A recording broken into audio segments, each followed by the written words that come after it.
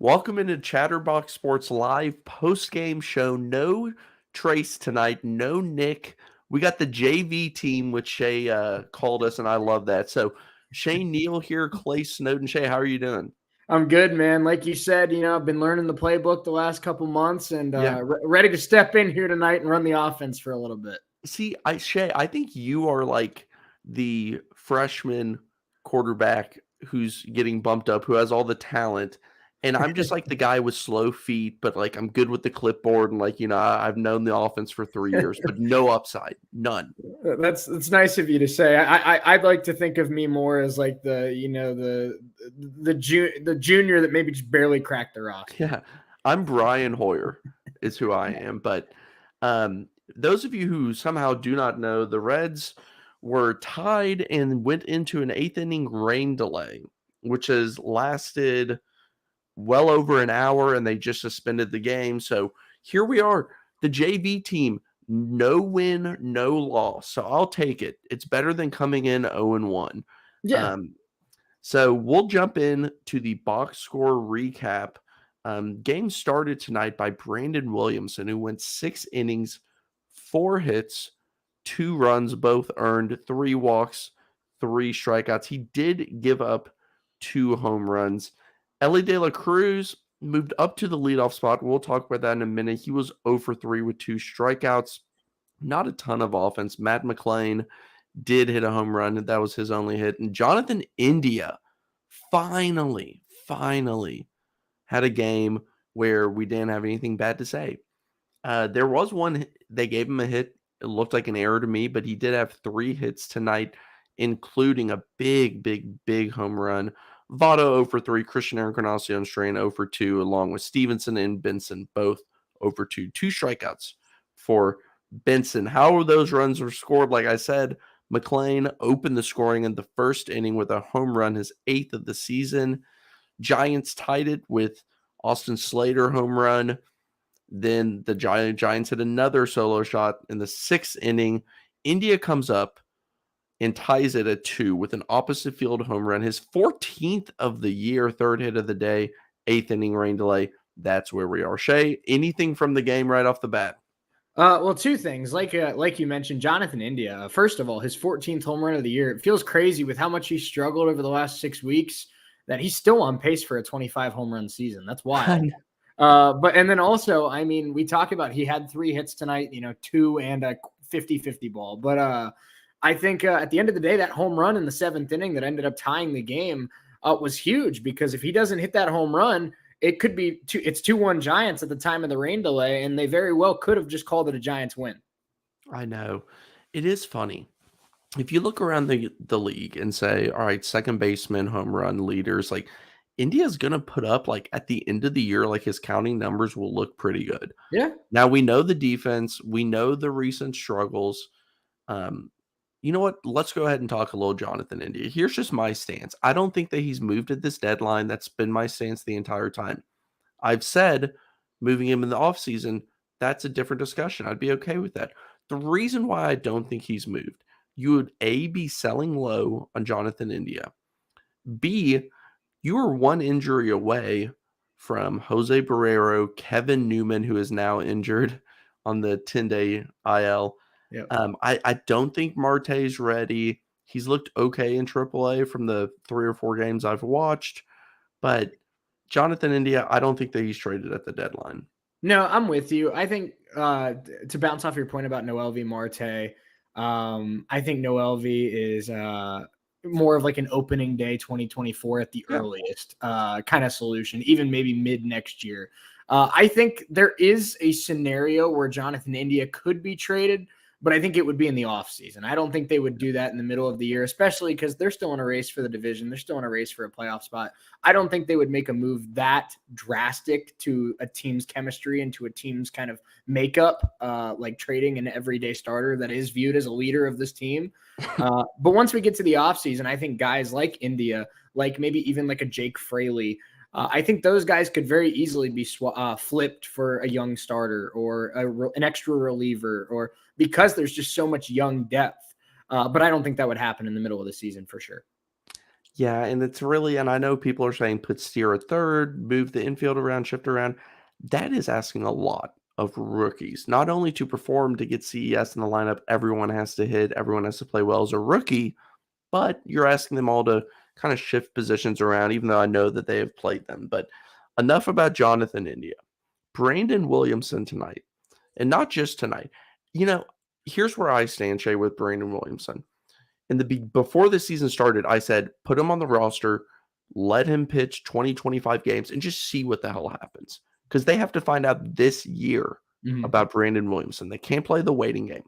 Well, they didn't do that. He looked bad in AAA. I was kind of writing him off as an option for this season. He comes up, starts pitching pretty well recently, shortened games, rain games, all of these kind of asterisks. And I was just saying, let's just wait and see. Let's just wait and see. It's not that I'm out on him. I just want a larger sample size because I've seen a lot more bad Brandon Williamson in the minors this year than good in the majors. Tonight may have been the turning point for me. What did you see from Brandon Williamson? Well, and it's funny. I was actually on the show when he pitched on July 6th, which I believe was I think that was the Washington game where he went 3 innings and he came back out after the rain delay, all that kind of stuff before the All-Star break. And I tweeted and I said, am I seriously a Brandon Williamson fan club member? Because you're absolutely right.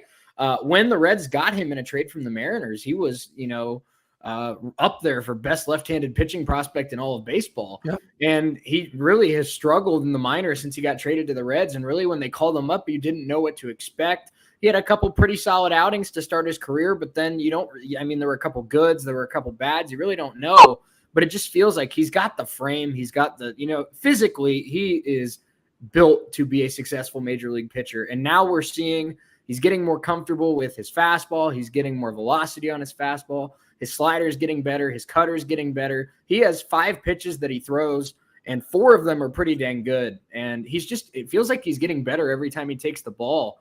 And I like Brandon Williamson. I think he's carved out a role for this team moving forward. I think he could very easily be a part of the Reds' future. And he's a guy who I saw pitch in Chattanooga. I went and watched him there. And that was the first time I noticed his velo being down. That was a couple of years ago. His velo's been all over the place since he's joined the Reds. It's where it needs to be now. And what I noticed tonight was he was able to pitch on the black. He was painting the corners at times. The command of his fastball was much better than I saw earlier back in when he was with the Bats this season. Mm-hmm. Now I don't see him as like a super high strikeout guy or anything like that, but he pitches efficiently enough when he's locating like he is tonight to be an option to help get this team to hopefully the playoffs. So to me, it's Brandon Williamson. This might be a game that we look back on and say, like, okay, that was at the time we could confirm, okay, we're buying into Brandon Williamson to an extent.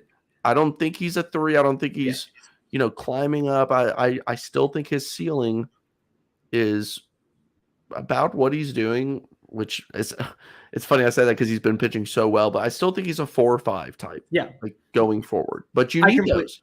Yeah, I completely agree with you. I don't think we're ever going to look at Brandon Williamson the way we look at Nick Lodolo or Andrew Abbott. But I think, I made this point about Ben Lively when he pitched on Sunday, yesterday. And I really like Ben Lively as the 5 this year because he's aggressive. He throws strikes. He makes hitters beat him, and he keeps the team in the game. And I think that's something that Brandon Williamson can definitely do moving forward. I think he doesn't have blow you away stuff, but he has solid enough stuff where he can get guys out.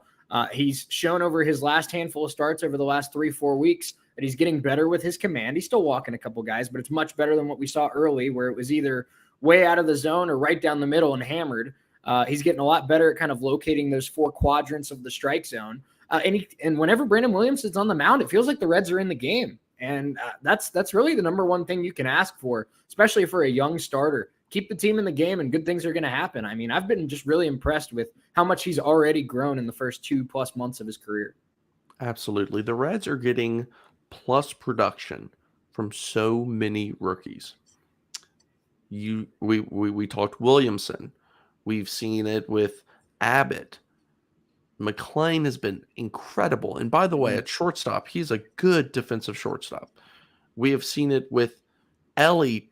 Now, I know Ellie's going to have games where he goes 0 for 4 with 4 strikeouts. He's going to have games where he pisses you off because he tried to stretch a single into a double and gets thrown out by a mile.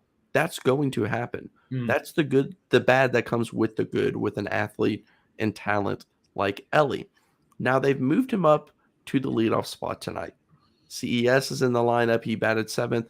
Ellie batting 1st. What do you think about that, Shay? Is that a long-term thing? Do you think that it's something that they just wanted to try, or?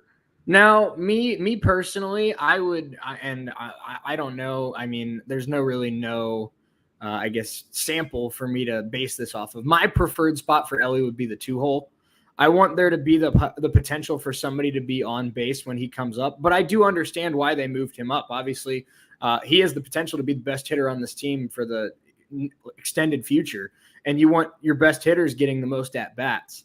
And so, 1, 2, 3 should be your best hitters. And we've seen in recent years more and more good hitters moving up from 3 and 4 in the lineup to 1 and 2 in the lineup. And I think it's very possible that moving forward, we see Ellie De La Cruz used in that leadoff role. And you mentioned, how sometimes he's kind of a little too aggressive and he'll get thrown out trying to take that extra base, or he'll get thrown out. He'll do something flashy that ends up biting him in the butt every once in a while. And him hitting leadoff and him making flashy plays that sometimes don't work out, it reminds me a lot of 2 other young stars in the game of baseball, Fernando Tatis Jr. and Ronald Acuna. Yeah. Yeah. And, both of those players are definitely special talents. Yeah. And I think Ellie's well on the way there. We saw him make some plays at third tonight that were, it's stupid to call them routine. Like he made them look routine because he really didn't. But that first one that was like 94 out of his hand across the diamond was awesome. Yeah. And then he made a play going towards third base, kind of an awkward hop, still fired it over. Like those are the type of plays that like there are so few, there's no one else on the roster and so few people who can make those throws from third base. And I'm glad that he's there right now. I don't know where he'll play long term, but it's pretty awesome when you compare last year to this year, what the Reds have just in terms of the ceiling on defense alone. Just defense. I'm not even talking about offense. And with some of the pitchers that they've had to roll out there, it's welcoming to see a good defensive lineup as well. Oh, 100%. And I think that that play, I forget who was at the plate for the Giants, but that play in the 5th where he was over the third base line when he grabbed that ball and then he just turns and fires it. I mean, unbelievable play. I believe that Giants hitter, even though I can't remember exactly who it was, I believe it was one of their hitters that had above average speed. So it was going to be a pretty tough play to get a guy because it was not one of their slower hitters. And I mean, as soon as I saw that play, the Reds have guys like Senzel and Steer and McLean and even, Newman and guys that can play third base and be adequate at it. Ellie's the only guy on the roster that was going to make that specific play. And the more I thought about it, the more I thought, and I saw somebody in chat say Machado. Manny Machado and Nolan Arenado are the only 2 guys in baseball I could maybe think make that play other than Ellie De La Cruz. Yeah, and Casey Schmidt, who's actually on the Giants, is somebody who he would be close. Like he plays third and short, but like he is a special defender as well. I've seen him make some crazy throws in the minors, so he may even be in that discussion soon. But I'm walking through this lineup from tonight because it was a different lineup than we've seen. Like I already had mentioned, Ellie leading off, Friedel second, McLean third. Where would you slot McLean? And I'm not a huge like batting order person. Like I know a lot of people are like, I think it does matter, but I don't think that it's like, oh my gosh, this player's not batting third. There's no way he can be productive. Like I think it's fine. Like it's interesting to talk about. But like McLean has to be 2 or 3, I think. And I know some people have talked about moving him down, but I just don't see how you don't want his bat to be getting up there, as you mentioned, with the most at bats. No, I'm with you. I think obviously he's proven that he's one of their best hitters this year, and I think that he belongs at the top of the order. I'm honestly fine with him in the 3-hole. I would have kept him in the 2-hole, but I'm fine with him in the 3-hole because I think his approach at the plate really fits anywhere in the lineup. I mean, he's just a guy that puts the bat on the ball and hits it hard. He's not really – I've never seen it's very rare. I shouldn't say I've never seen an at-bat, but it's very rare that I see at-bats from Matt McLean where he looks like he's trying to do too much. or he's trying to press at the plate. He always just seems very composed. He seems like, I'm just stepping in the box. I'm going to hit the ball hard. And that works in the leadoff spot. That works in the 3-hole. That works in the 9-hole. And I think so. I think Matt McLean would produce anywhere in this lineup. I like him in the 2-hole. I think eventually down the road, the two primary guys I think we could see in the 3-hole are either Spencer Steer or Christian Encarnacion-Strand. But as for right now, the rookie with the most experience on this team other than Steer is McLean, and I'm fine with him in the 3-hole. I think it would work. I think it would fit well for him. His at-bats are so advanced, especially for someone of his age and experience. He has put together some at-bats this year that are veteran at-bats. Well, now that we have people in the chat, people have logged in a little bit, we have to talk about Christian Encarnacion-Strand. Mm-hmm. Or as the common fan may know him as Christian Encarnacion, because they cut the strand off the jersey. I know. They couldn't have the rainbow on the back. Oh, it was the worst. I talked to one of my buddies earlier today, and he was genuinely furious that they weren't doing the full Encarnacion-Strand on the back, and it's disappointing. But he did break the record according to MLB. Passing Simeon Woods Richardson for longest full name in baseball history. So congratulations to Christian. Yeah, I know Jared Saltalamacchia had that for a while. He also broke a Reds record, first rookie to debut as a DH. Mm-hmm. Very important considering the DH is young. He's the first of probably several, but yeah. Encarnacion-Strand wearing number 33. First player that comes to mind when you think of a Reds number 33. Well, easily Jesse Winker. See, mine is Rich Aurelia, and I don't know why. I have no idea why, but that's the first player I thought of, and a few others. Wore, what's funny is he wore 23 in the minors, and nobody had been wearing 23 in Cincinnati, and they thought they were reserving that for CES, and then he decided to wear 33, and I saw somebody joke and say it's because Jeff Hoffman didn't let him wear 23. Jeff Hoffman. Reds legend, Jeff Hoffman. Reds legend, you're right. CES tonight, like I mentioned, 0 for 2. I really don't have a ton of takeaways from tonight from his at-bats. He did lay off a pitch that was called a strike up in the zone in a way that I would have for sure thought he would swing at, just knowing how he is. And he didn't. And I wonder if he was just a little bit, I'm not going to read into a rookie's first 2 at-bats of his career too much, but, I was wondering, like, man, if that was AAA, would he have swung at that, Yeah, no, and I think that's a good point because, I saw the graphic that his first, 29 games in AAA this year, I think it said he had 3 walks and 36 strikeouts. And then his last 36 or something like that, he has 30 walks and 36 strikeouts or something like that. So, the ratio's it's done a complete 180. And it's hard to, like you said, it's hard to draw any takeaways from 2 at-bats against a guy that had Cy Young votes last year. Logan Webb's an unbelievably talented pitcher. It's a tough ask. It's a little mean that the Reds called up Christian and had him make his debut against Logan Webb, if I'm being completely real. But that first at-bat, I believe it was a 2-2 count. He hit a medium-range fly ball to right center. And then in that second at-bat, he hit a pretty hard ground ball to second base right up the middle. So facing a tough pitcher, your first 2 major league at-bats, I'm sure the nerves were high and the heart was pumping a little bit. And I thought he had 2 pretty solid at-bats against a really good pitcher. Let's dive in to everyone's favorite topic. How do you get CES at-bats? I want to hear what you have to say because I don't have an answer, really. I don't know if I have much of an answer either. Right now with what they have on the roster, it's not like – I think with the first half he had, I think going into this season, what the Reds were really expecting and what Reds fans were really expecting with Ellie De La Cruz and Matt McLean and Noelvi Marte and all these guys, Christian Encarnacion-Strand, all on their way.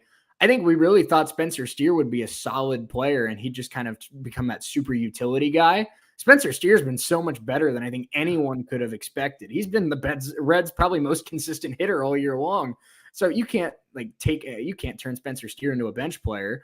You can't, I don't think they're going to bench India by any means. I don't think they're going to bench Joey Votto. So right now, I think, he's probably splitting first base and DH with Votto.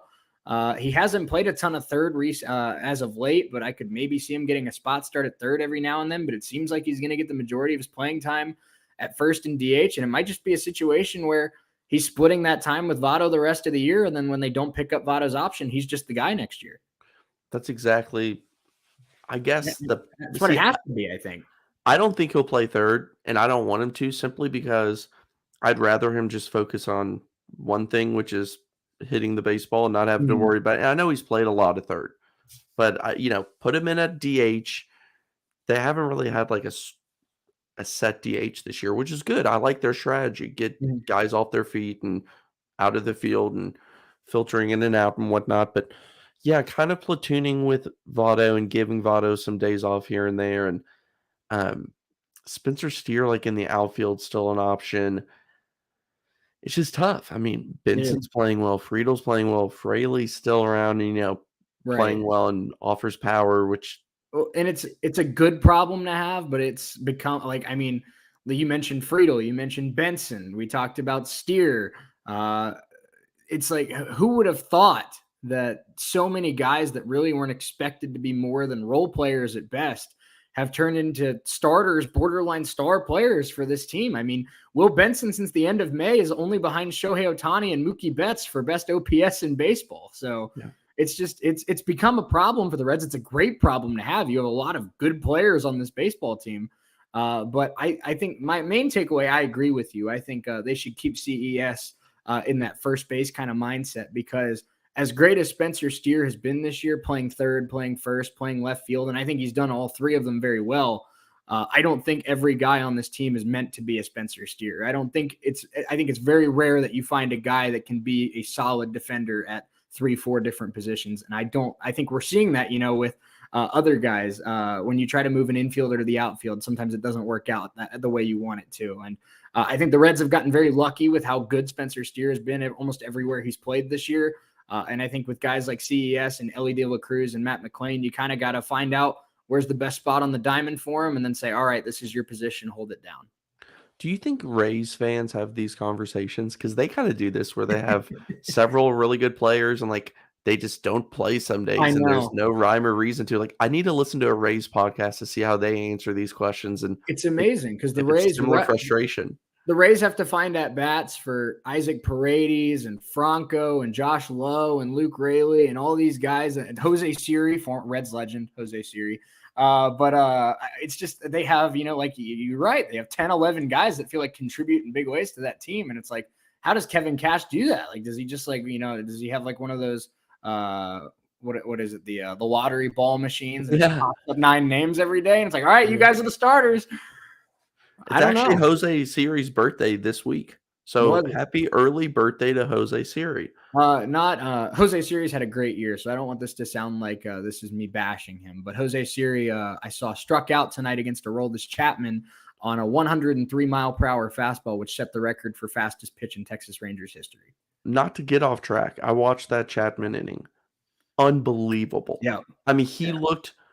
I'm not exaggerating. That might have been the best inning I've seen of Chapman, if not ever, in the past 5 years. I mean, he was incredible. Well, I was sitting there like, what is this? Yeah, it's crazy. I mean, I cover the Royals here in Southeast Kansas, and he was with the Royals until about 2-3 weeks ago.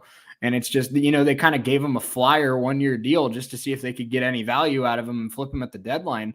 And he was genuinely a top 10 reliever in baseball out of nowhere again. And it was just like, wow, like he had his velocity back. His strikeout rate was up again. I mean, it's crazy. Chapman's gone from being, a guy that was booed out of New York to he's a top 10 reliever in the game again.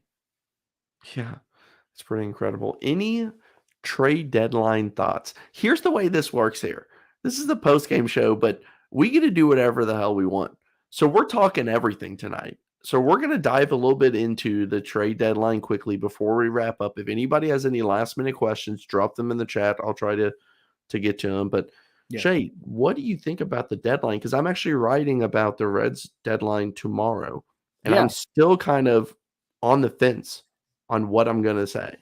Yeah, I think for the most part, and I before I get into that, I'm a person that is very OCD, and I saw this question in the chat, and I need to answer it. But the Rangers gave up a 25-year-old left-handed pitcher, solid prospect, kind of mid-level, and a very young Dominican outfielder that's like 19 years old. Wasn't very good last year, but has been unbelievable this year. So not a ton. It was a rental.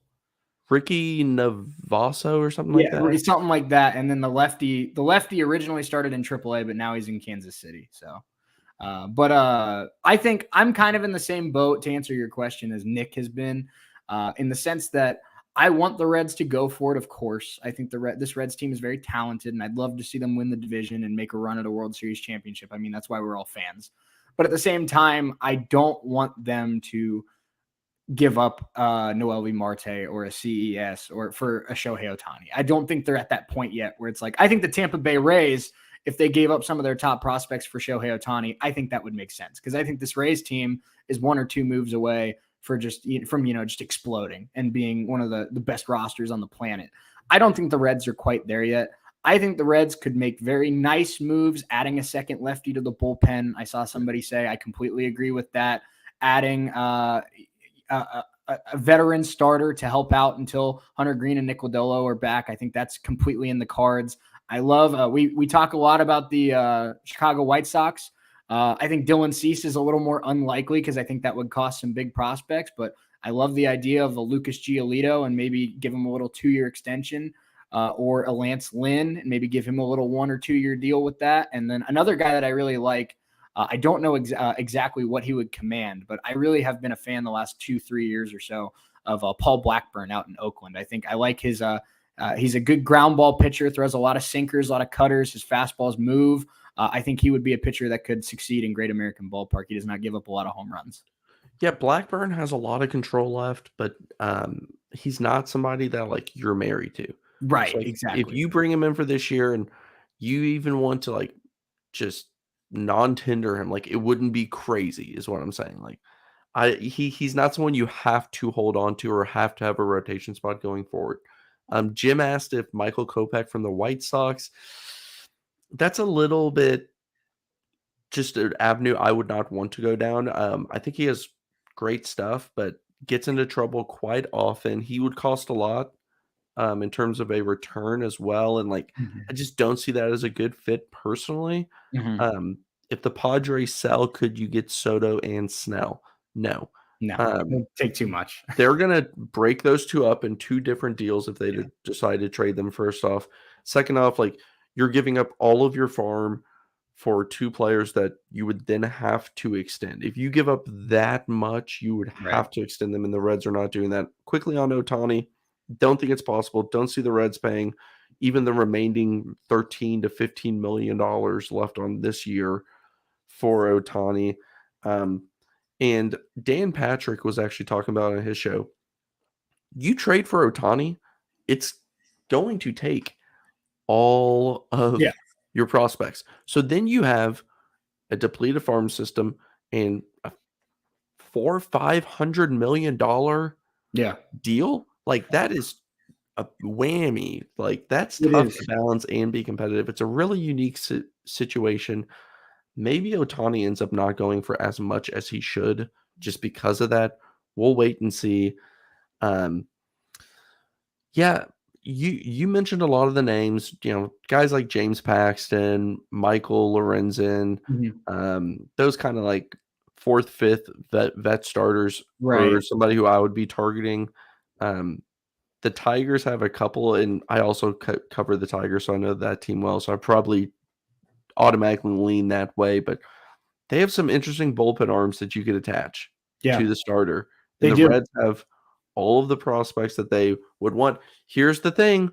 The Tigers, they could probably use an infield prospect too. So we know we have that Victor Acosta to Detroit, bring back, if you got Cisnero and Lorenzen or whatever, I don't know. I would have to think about it. But and it's kind of the situation where I've seen a couple teams talking about Lorenzen, where they said, he could be a starter for a couple weeks until teams get healthy, and then you move him into a relief role for the playoffs. And I think that's a great match made in heaven. Since you mentioned the Tigers, another guy I like on a rental deal, he'd be a little harder to get just because he's got more of a history of being a pitcher, especially in the postseason. And I know the Houston Astros, I linked to him, but I really like Eduardo Rodriguez.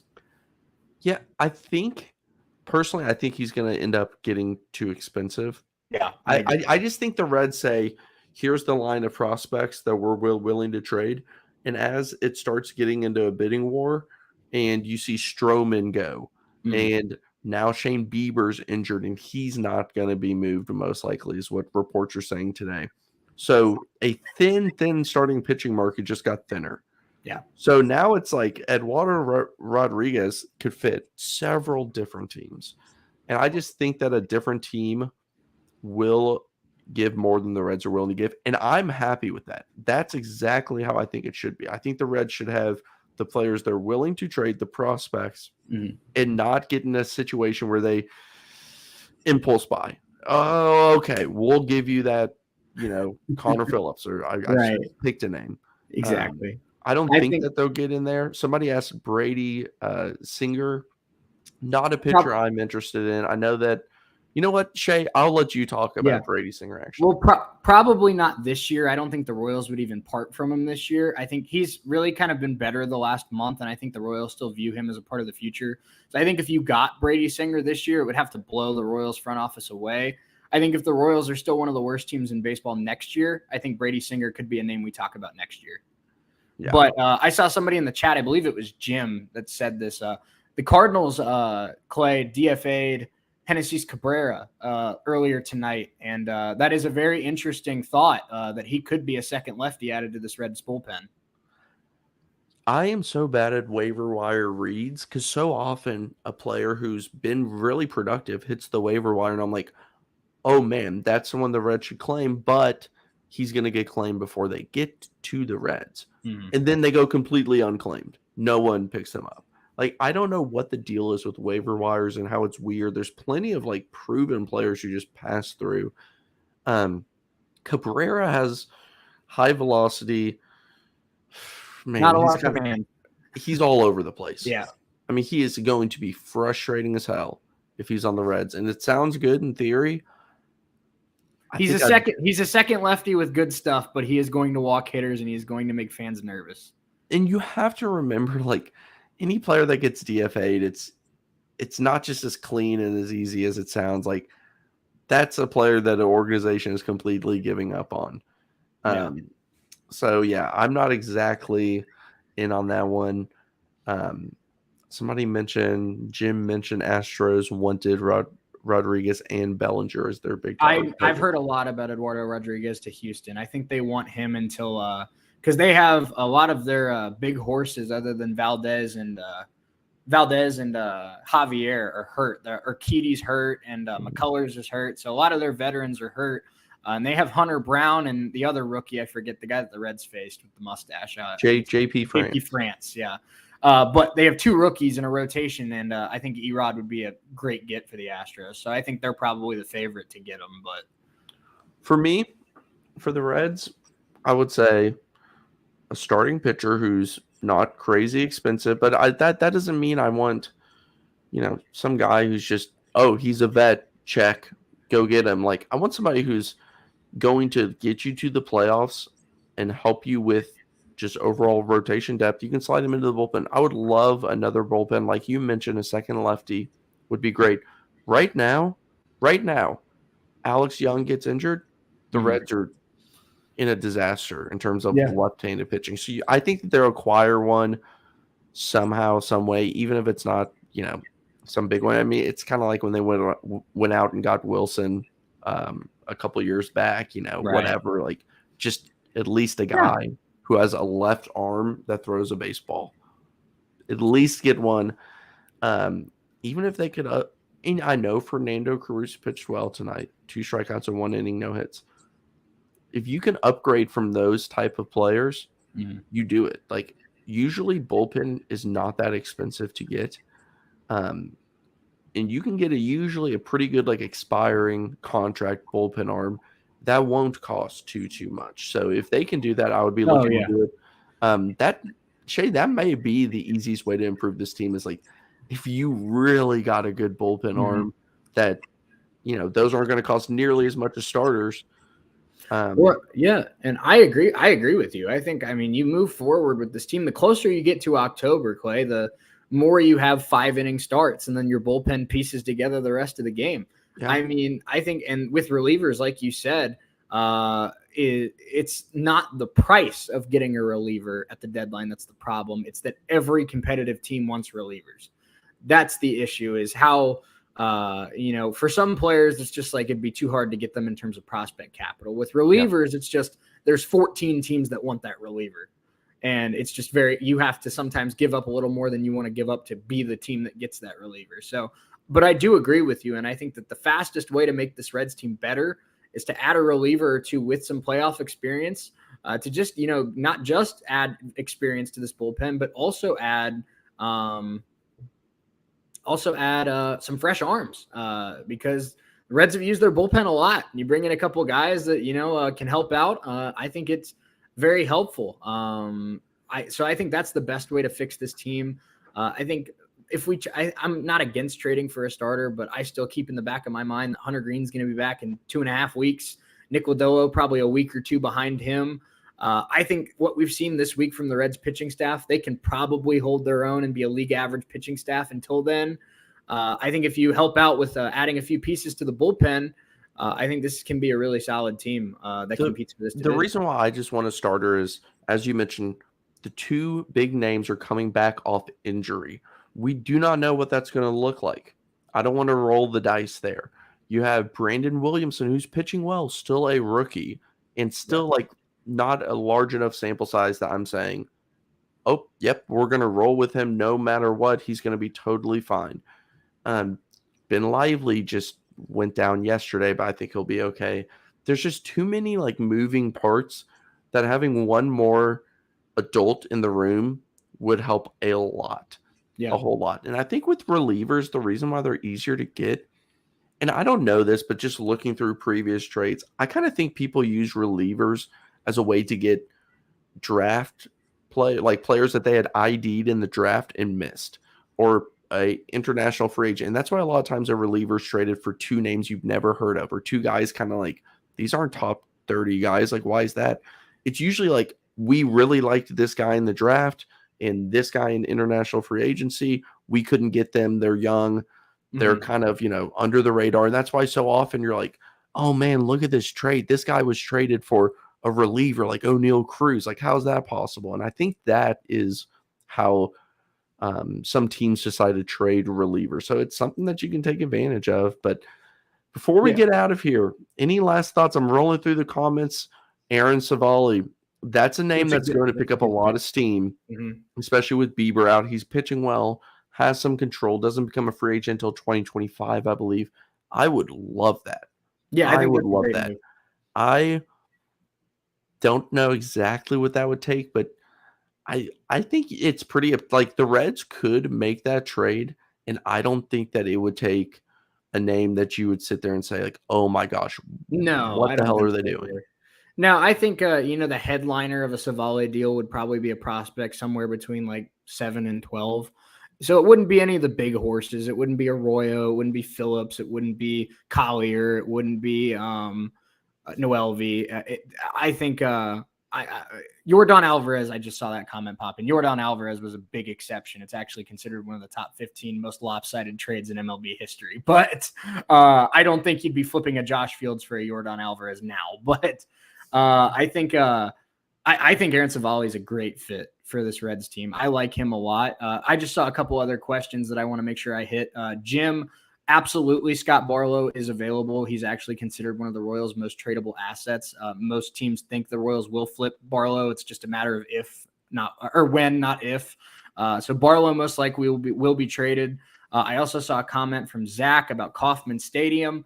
I would say you still probably have a couple years at least until they talk about moving out of Kauffman, because they do have 5 points of land that they're talking about for their new stadium, but they haven't even picked the site yet for the new stadium in Kansas City. So that you still have forever too. Time. Yeah. So anyone who's followed the Oakland A's should know that.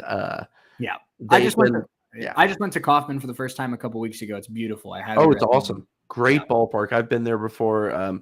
Another player that I think could be traded, and this will be my last comment on the night, is Jose Barrera.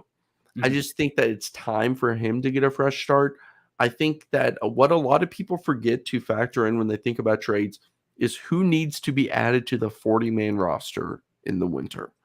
because you don't want to get in a position where you're scrambling to trade him, kind of like Will Benson with the Guardians. We got to move this guy because we can't just DFA him. But he's on the 40-man. Like, so factor in 40-man roster decisions when you're coming up with your trades. Just kind of think ahead, like, okay, Jose Barrera, like, is he really somebody who the Reds can afford to give more chances to going forward? Like, it's nice to kind of have him as that depth piece right now, sure, but I think Barrera still has some trade value. I don't think that it's nearly as high as it once was, but you could pull back a relief pitcher, or he can be a add-in to lessen the prospect to get a starter. Like, somebody is going to take Jose Barrera if he is offered, because he's plays great defense at shortstop, and that's hard to find. He has shown the bat at times. Like, somebody's going to take an opportunity to get him for sure. Well, and it's like, I mean, the Royals, of course, just the Royals as an example, because I know we talked about the Scott Barlow thing. I think that's teams like Oakland or Kansas City or Colorado, teams that really aren't going anywhere this year or probably for the next couple years. A player like Jose Barrera is intriguing to them because, like you said, he's shown flashes of power. He's a good defender at a premium position. He has all the tools in place, and he's still only 25 years old. So a team like the Kansas City Royals or a team like the Oakland A's might, they have a year or two before they're competitive again to kind of see if a player like Barrera would figure it out.